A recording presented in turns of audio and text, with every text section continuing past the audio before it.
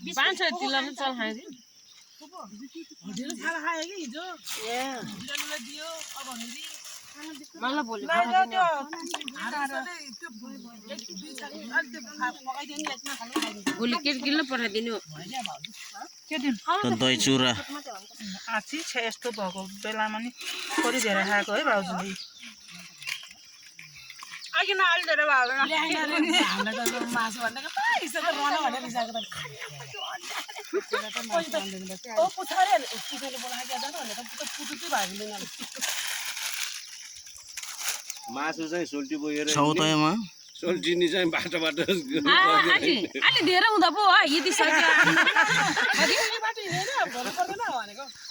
daily म लगा जम्मैले धेरै भयो परै भन्छ म यहाँ दइहाल्छु पाडा स्याब यहाँबाट अनि यताबाट